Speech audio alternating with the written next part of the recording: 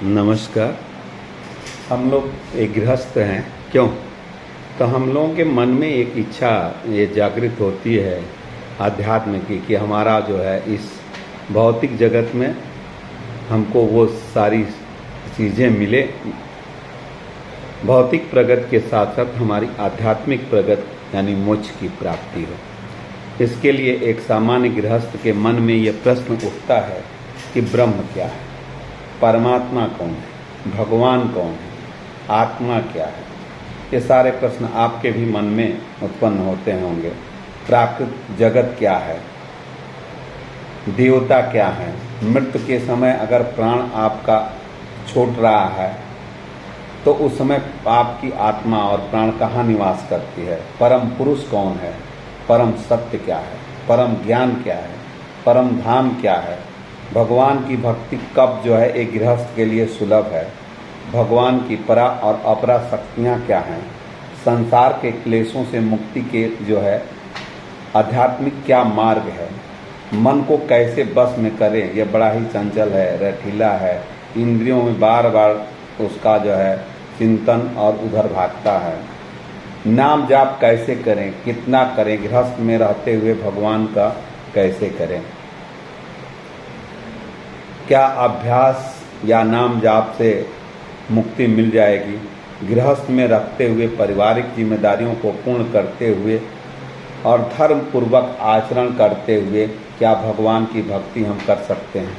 वेदांती भगवान को अप्रगट, अविनाशी और निराकार मानते हैं, जबकि वैष्णव और रामानुजाचार्य भगवान को साकार परम पुरुष के रूप में मानते हैं। तो दोनों में अंतर क्या है? क्या जो व्यक्ति भक्ति मार्ग स्वीकार करता है वह विद्या अध्ययन, तपस्या, दान, दार्शनिक सकर्म के फल से वंचित रह जाता है, या केवल भक्ति करने से, भगवान के अनन्य भक्ति करने से ये भगवान उसको सुलभ करा देते हैं? मात्र भक्ति संपन्न करने से क्या समस्त पापों का नाश हो जाता है? क्या भक्त की संगत से भक्ति आती है? क्या भक्त की संगत में आने पर, संतों की संगत में आपकी भक्ति दृढ़ होती है?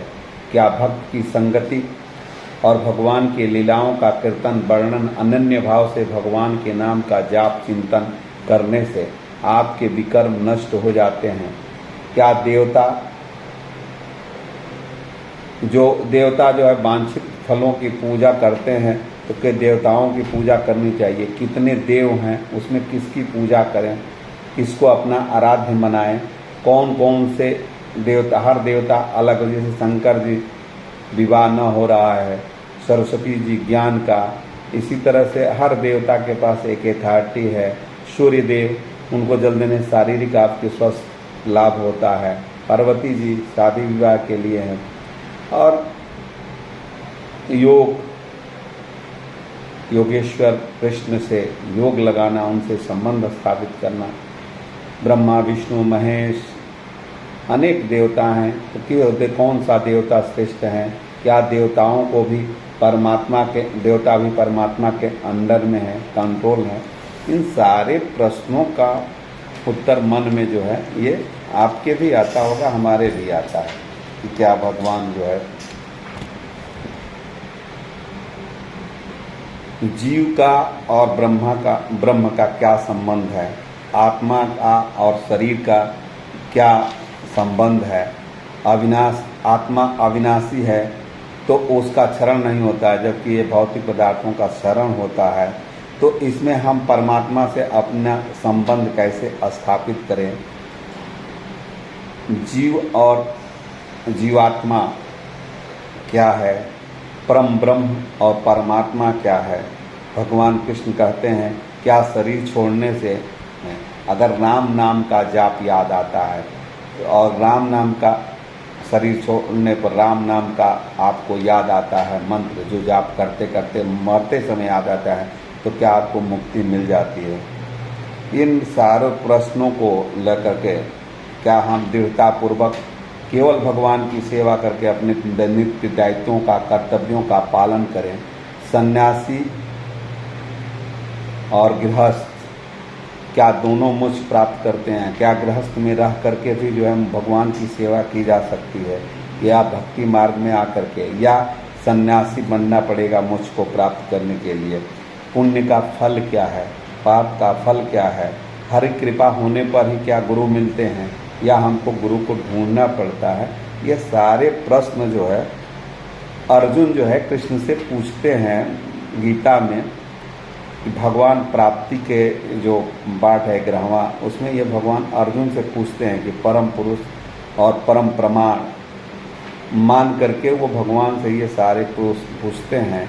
और ये भी कहते हैं कि जो जीव है वो जो है जब भौतिक जगत में आता है, जब आप जो है क्या होता है, आप जन्म लेते हैं, जन्म लेने के बाद आदमी जो है ग्रोथ करता है, बढ़ता है, फिर उसका विकास होता है, फिर शादी होता है, बच्चे होते हैं, फिर वो अपने जीवन को जीता है, और फिर उसके बाद उसका क्षरण होता है, फिर वो मृत्यु को प्राप्त हो जाता है। इस बीच में जब जीवात्मा देह धारण करता है तो उसको ईर्ष्या और इच्छा, घृणा से उत्पन्न द्वेष से जो है मोह उत्पन्न हो जाता है। या तो बहुत इच्छा होगी, लगाव होगा, या द्वेष होगा, यही द्वंद्व चलता रहता है और उसमें मोह आ जाता है, और उस मोह से वह भौतिक जीवन में बंध जाता है, और वो उसके अनुसार वो कर्म करता है, और वो कर्मों के फल को जो है भोगता है, और इस तरह जीवन के चक्र में आता जाता रहता है। तो इस मोह से कैसे छुटकारा मिले? इन्हीं शब्दों के साथ मैं आप सबका हार्दिक अभिनंदन, वंदन और स्वागत करता हूँ।